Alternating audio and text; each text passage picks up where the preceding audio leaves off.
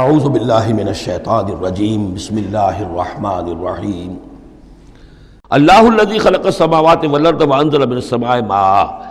اللہ ہی ہے وہ جس نے کہ پیدا کیا آسمان اور زمین اور اتارا آسمان سے پانی، فاخرج بہ من الثمرات رزقا لکم، اور پھر نکالا اس کے ذریعے سے، پانی کے ذریعے سے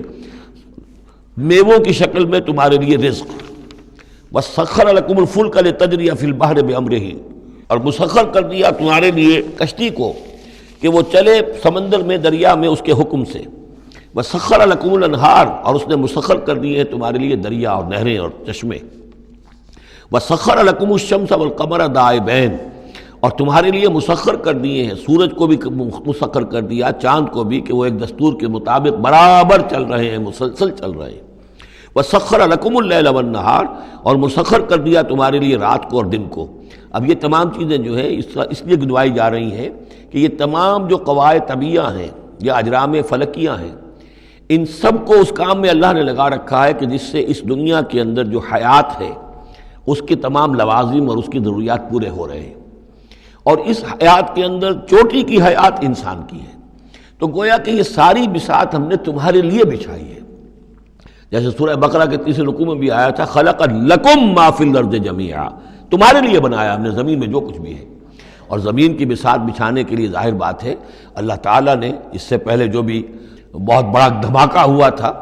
تو وہ اس دھماکے کے بعد سے جو ساری گیلیکسیز بنی ہے، یہ سب آخر کار اس زمین کی تخلیق، اور زمین میں پھر حیات، اور حیات کی بلند ترین شکل حیات انسانی۔ تو یہ ساری چیزیں تمہارے لیے مسخر کی گئی، تمہاری ضروریات کی بہم رسانی میں لگی ہوئی ہیں۔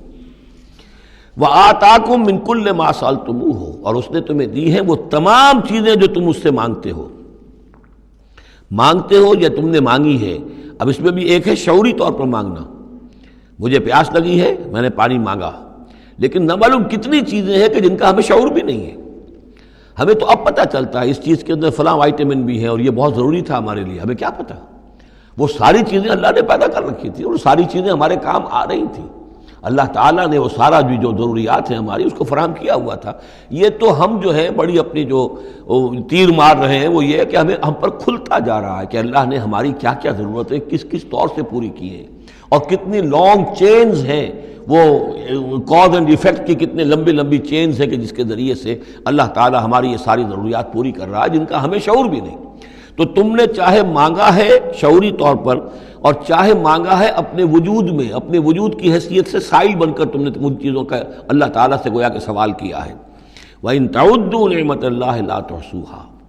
اور اگر تم اللہ تعالیٰ کی نعمتوں کو گننا چاہو گے تو احسان نہیں کر سکو گے، تمہارے لیے ممکن ہی نہیں ہے کہ تم گن سکو۔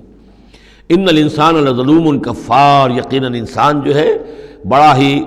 ظالم، ناانصاف اور بہت ہی ناشکرا ہے۔ کفار، یہ کفار نہیں ہے، کافر کی جمع نہیں ہے، فعال کے وزن پر کفار، بہت ناشکرا، مبالغے کا صیغہ۔